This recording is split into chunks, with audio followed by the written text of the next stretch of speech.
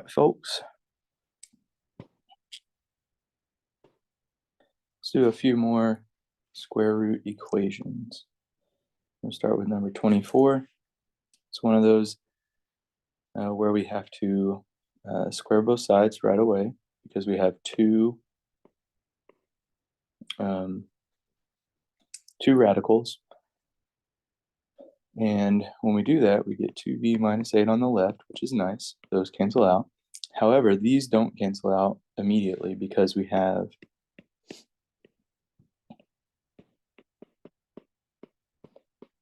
two of these multiplied by each other. So you have 4 times 4 is 16. But then we have 4 times the negative square root, which is going to leave us with minus 4 square root of 3v plus 4. And then we have another one, 4 times that square root. So minus 4 more of them. And then we multiply these two square roots together. Negative times the negative is a positive. And the square root goes away. We're just left with whatever's underneath it. Here's the equation that we've got.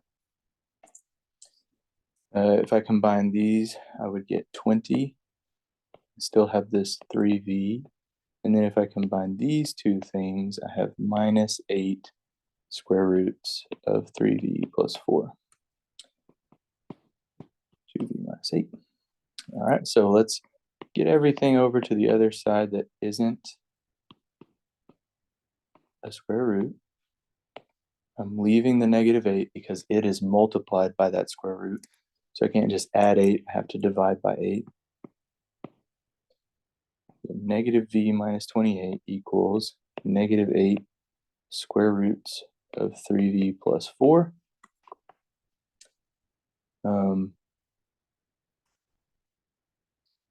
This is where things get a little bit hectic. I think this is what I'm going to do. Instead of dividing by negative 8, I'm just going to square both sides right now. So if I do negative v times negative v minus 28 times itself, I would have negative v times negative v is v squared. Negative v times negative 28 is 28v. And I would do that again, negative 28 times v, negative v, another 28v. And then I would do 28 times 28,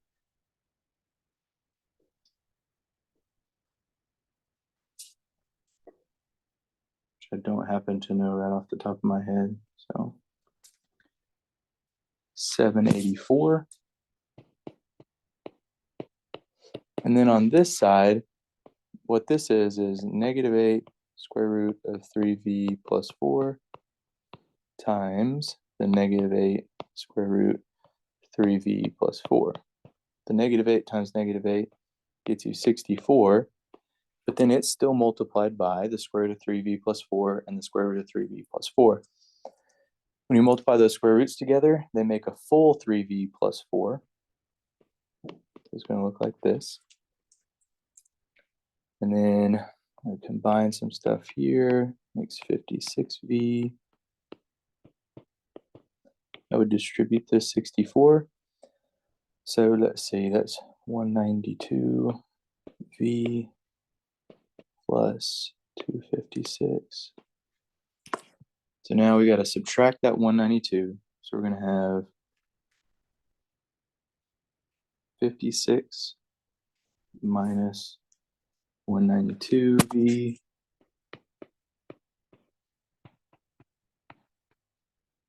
we're also going to subtract the 256.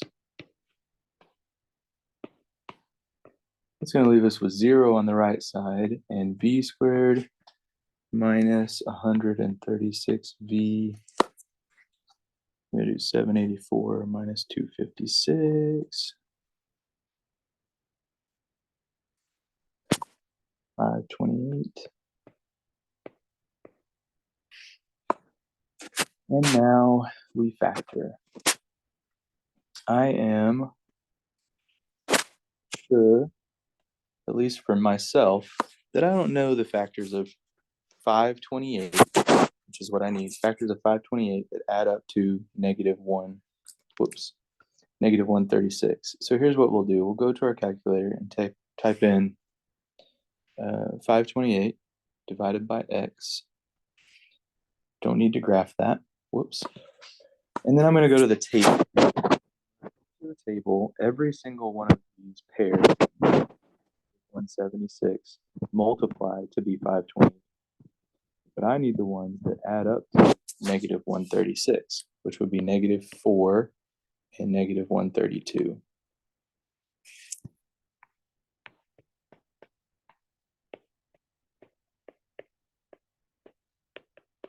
So that means my two possible answers would be 4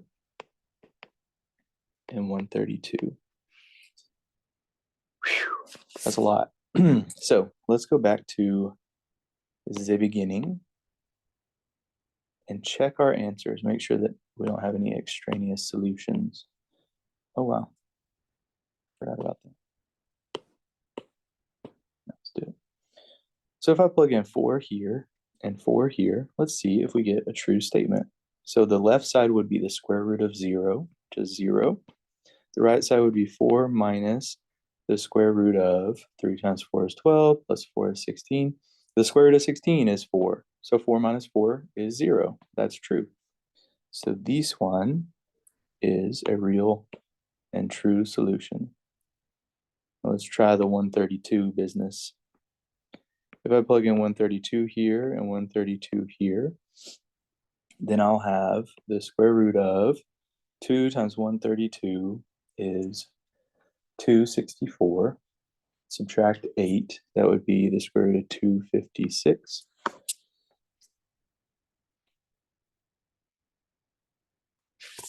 The square root of 256 is 16. So does that equal whatever we have over here? I don't think it's going to work. So under that square root, we'll have 3 times 132 plus 4, which is 400. And 4 minus the square root of 400 is 20. So we'd have 4 minus 20 is negative 16, not positive 16. So this one is extraneous. The only solution is v equals 4. That one just had it all, didn't it? Loads of fun. The next 125, you're just squaring both sides. Number 27 is very, very much like number 24. And I think I will just do number 26. And we will call that good for today. All right, so what do I do here? I only got one square root. So you should be thinking square it. But we want that square root to be all by its lonesome over here. And we've got this pesky minus a. So we're going to add a to both sides. We get a minus 27 is equal to the square root 21a minus 675. All right, now we can square both sides. But when we do that, remember this is a binomial, so we're going to have to FOIL it. So it's a minus 27 times a minus 27. This always works out the same way. You get a squared minus 27a minus another 27a plus negative 27 times negative 27 is 729. And on this side, we have 21a minus 675. Let's combine some like terms. 54a plus 729. That's going to be a big old number. I'm going to subtract 21a and add 675 to both sides. So give us another chance to use our calculator. Minus 75a plus 13, 1404. Craziness. So we need factors of 1404 that add up to negative 75. And if they exist, we can find them with our calculator. You just type the number you want factored divided by x. We're going to go to the table, and we need them to add up to, I forget, negative 75.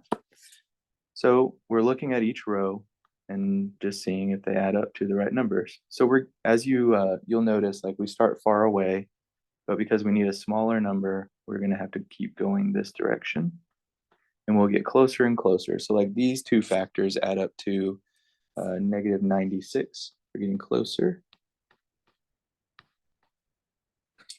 These two add up to negative 80, so we are super close. These two add up to negative 79. Will we find them? Negative 36 and negative 39 add up to negative 75.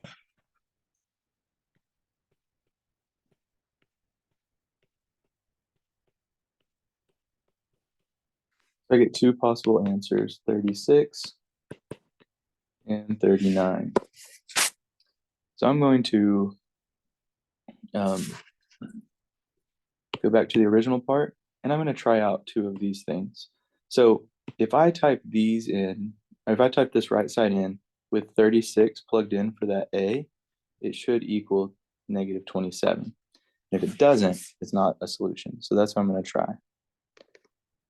The square root of 21A minus 675. What is A? We're saying it should be 36 minus what? 175? 675. And then we subtract 36. And that is negative 27. So 36 is definitely a solution. But we're also going to try 39. When you're dealing with these big numbers, this is a really easy way to check them.